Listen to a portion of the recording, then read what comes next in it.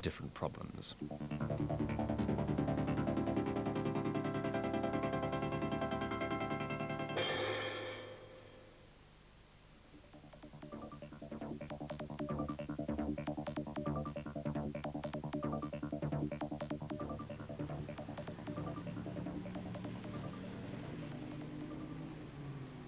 Computers have been used in the gas industry since the early 60s. They are vital in both the technical and the commercial sides of the business. We're going to look at how one organisation, Scottish Gas, employ their computers, and we'll start with their large mainframe machines. This is the main computer room at the Scottish Gas headquarters in Edinburgh, and it's here that all their large-scale data processing is carried out.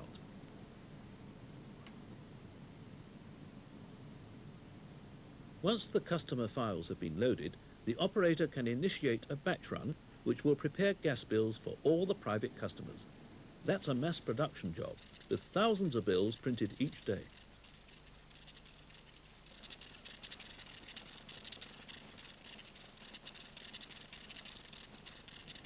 And this means that there are thousands of pieces of paper, one for each customer's meter reading. It requires specialized hardware to get this data into the computer fast. This is the optical character reader. It translates the handwriting into data that the computer can read. But handling bulk data needs more than just a lot of hardware. The scale of the problem affects the scale of the software. So what are those software considerations? Head of Management Services at Scottish Gas, Alistair Beaton. Our biggest data processing applications are the customer-orientated tasks. Take the quarterly billing of our 1 million gas customers, for example. That one application involves something like 20 million computer transactions per year. That works out at roughly 80,000 a day. And in addition to gas billing, the central mainframe computers handle the rest of the customer accounting activities of the region, as well as financial and management accounting activities. In addition to that, we have major applications in customer service, in engineering, in supplies and personnel. To give you some idea of what our investment in application software represents, I would estimate that some 500 man-years of systems analyst and programming effort was involved in producing them. At today's prices, that must represent something like £7.5 million, which is 4 or 5 times the cost of our installed mainframe hardware. And at the current time, in order to maintain these systems and enhance them and to develop new systems, I have 50 systems analysts and programmers.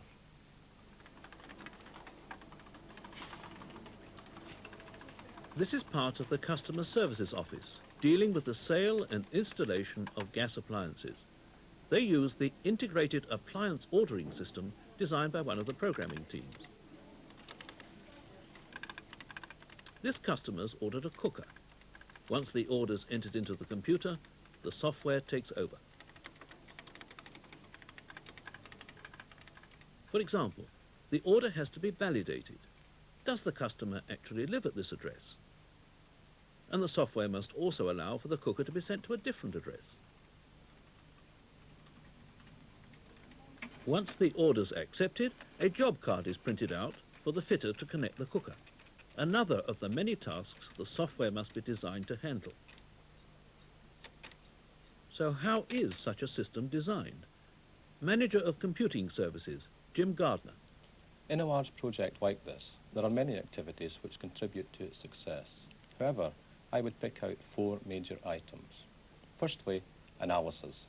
There must be a thorough analysis of all the data requirements of the system, and all the transaction processes must be clearly defined. Secondly, design. The design of the system must be robust and well thought out. We tackle this problem by holding discussion sessions with other members of staff who can criticize the original design. In this way, many potential problem areas are ironed out at the beginning of the project. Anybody, any comments on that now? How many VDUs are there going to be? Well, roughly about 3 per area, I would say, at the moment. This is just in its initial stages. Could you say a bit more about the primary validation? Well, what we would have online here is the stores file. The commodity code would be checked to see if it's a valid code. Thirdly, testing. Testing of these systems must be extremely rigorous. We must remember that these systems will be implemented in all Scottish Gas offices throughout Scotland, run 5 days a week, 52 weeks of the year. Any errors could have serious effects on the company's operations.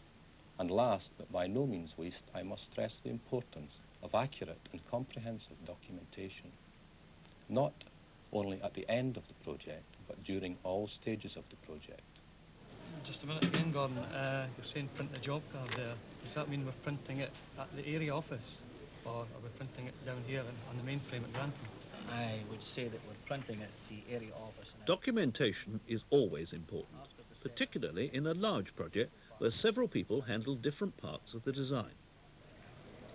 You know, for each job order, we would print another card. We accept it. If it's not there, we display an error. And discussions like this help them to document the relationships between the different parts. So what you're saying then is we'll have to have another file up online for that programme? Yes, we have to have the Livingston Stores commodity file. That's as well as your AP master file. For example, there's a computer file containing information about appliances in the store. These are the Livingston stores.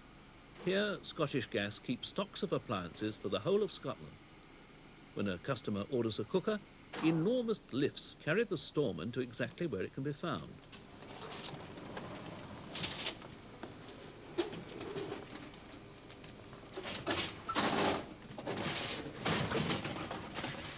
Organising the handling of stock is another task for the appliance ordering system.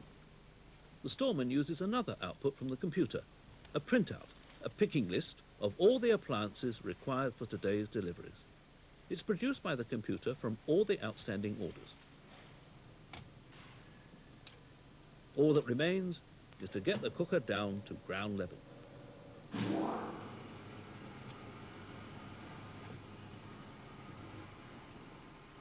But how does the computer know that an item's in stock? In a large warehouse like this, stock control is a major problem. This section of the store is directly controlled by the storeman himself, but another section is controlled automatically by paper tape.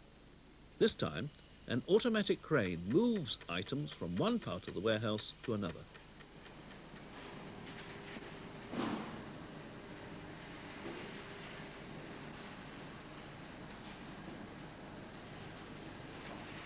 The tape which controls this crane is generated by the computer, so that the computer always knows the exact location in the warehouse of every type of appliance.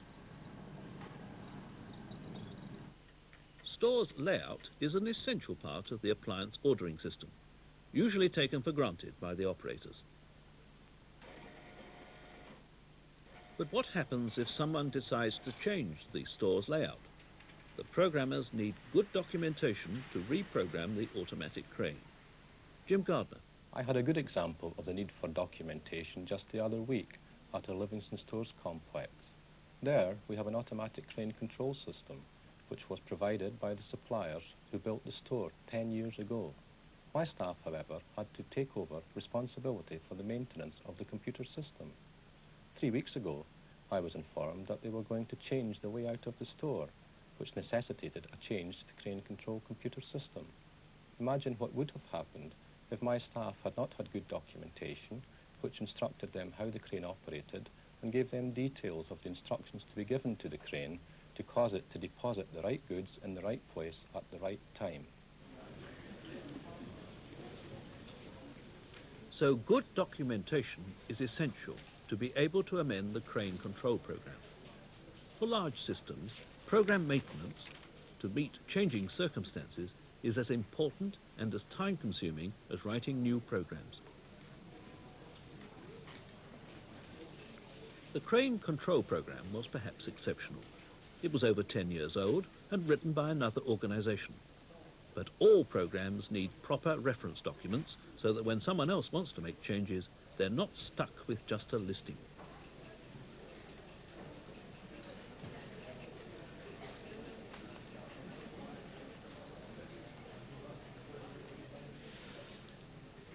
So most of the administration of Scottish Gas depends on computers.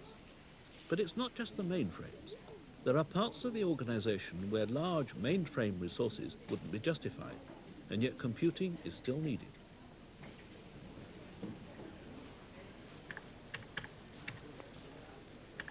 This machine's a Hewlett-Packard microcomputer, and this one's an Apple. These machines are acquired as the need arises, and perform a valuable service when using the mainframe would be too expensive.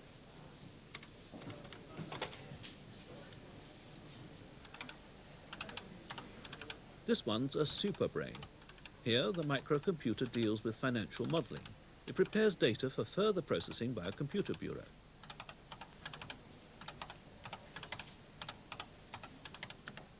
And this machine's made by Kromenko. It looks after billing for large industrial customers. Although it's only a microcomputer, it handles 40% of all Scottish Gas's revenue.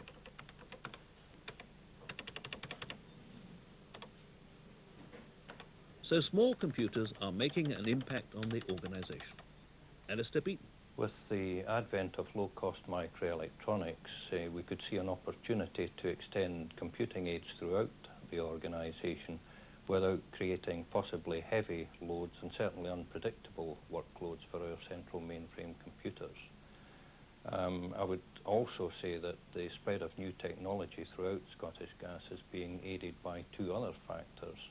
The first of those is that many of our technical and professional staff, and certainly staff coming to us from schools, colleges and universities now, already have a knowledge of computer programming and are able to apply that knowledge to solve some of their problems without having to pose additional burdens on our already heavily occupied computer systems and programming staff. The second factor is that there are more and more powerful software packages becoming available which people can use to apply to problems without having any computer programming knowledge at all. Possibly the best example of that is word processing. So word processors are taking over in the typing pool. In an organisation like Scottish Gas, there are hundreds of reports and documents to be typed. Word processors make this job considerably easier.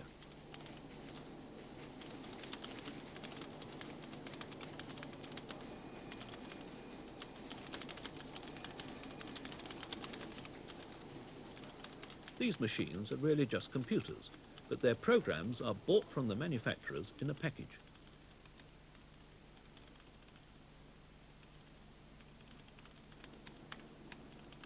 First, the processor makes it easy to correct simple mistakes. You just go back and make the alteration. But it has other useful features.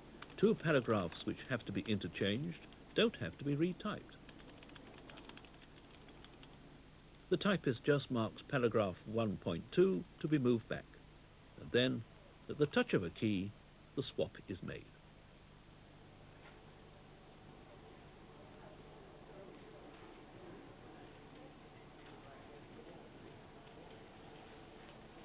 The typists don't care how the word processing programs are written, they just use them to the best advantage. But some small computers at Scottish Gas are programmed by the users themselves, particularly by engineers like John Dewar. This is an application where we're using a microcomputer to control expenditure on engineering projects.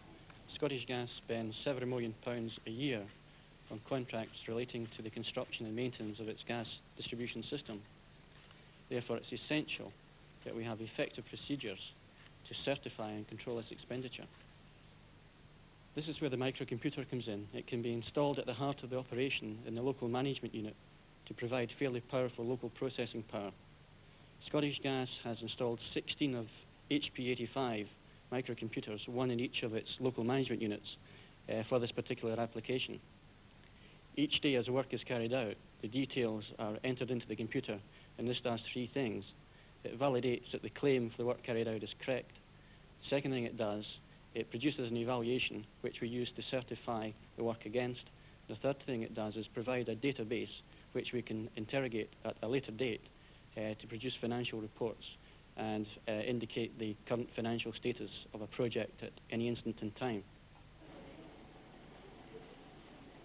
Engineers may be faced with a sequence of different jobs, so they need the skill to write their own programs, tailored to fit their individual requirements.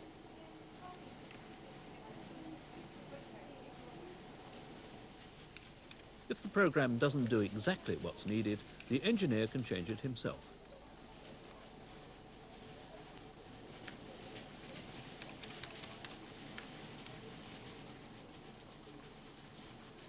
But these small computers aren't all isolated from one another.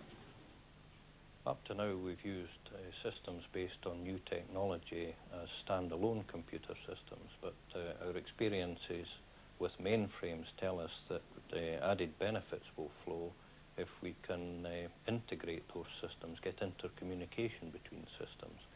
And in order to carry out research into this problem area, we entered an agreement with a small British development company which has produced a new type of computer architecture based on the local area network concept, which enables the various computing resources within an organisation to be connected together and accessed by means of multifunction workstations.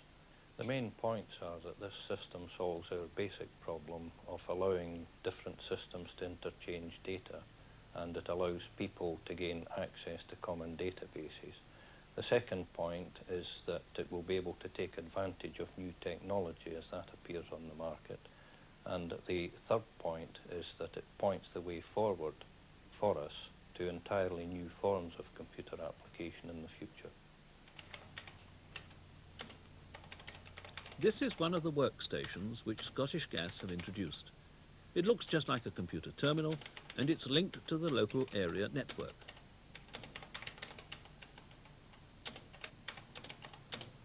This station is being used for word processing. In this application, it works in the same way as a standalone word processor.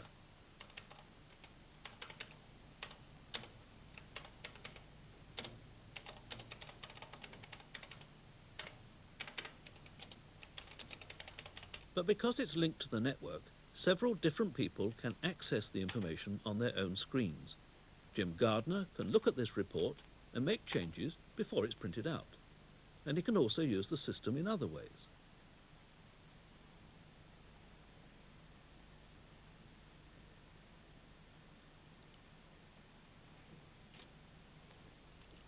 Now, at this point, I could proofread the whole report and make any other changes which I felt to be necessary. But before doing that, I wish to send it to my departmental head, Alistair Beaton, to see if there are any changes he wishes to make to the report before it is printed.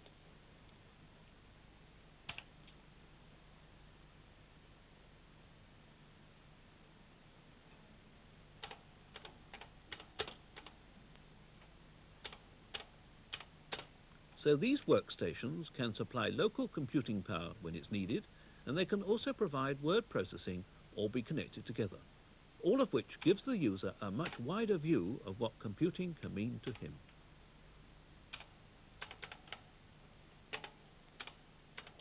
What then is the overall picture? How does it all fit together at Scottish Gas, and how do they see the future? Alistair Beaton. Scottish Gas has proved that the use of computer technology is very cost effective and produces many operational benefits.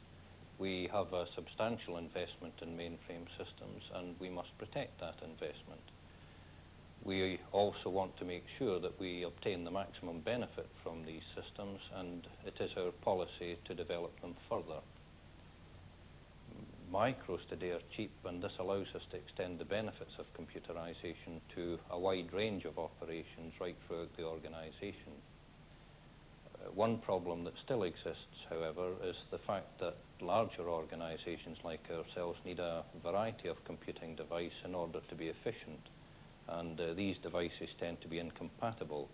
But from our experience of new communications techniques and new computer architectures, we are confident that the problem can be resolved and will be resolved.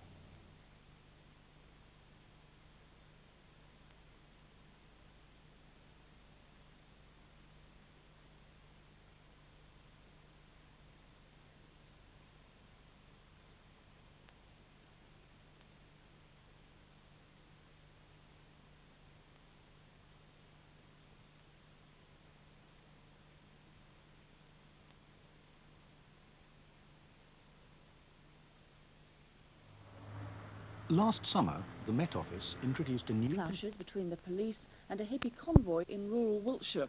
1,000 police moved in after hippies set up camp in a field off the main London to Exeter Road. They'd arrived for a band pop concert at nearby Stonehenge. Many of those arrested have been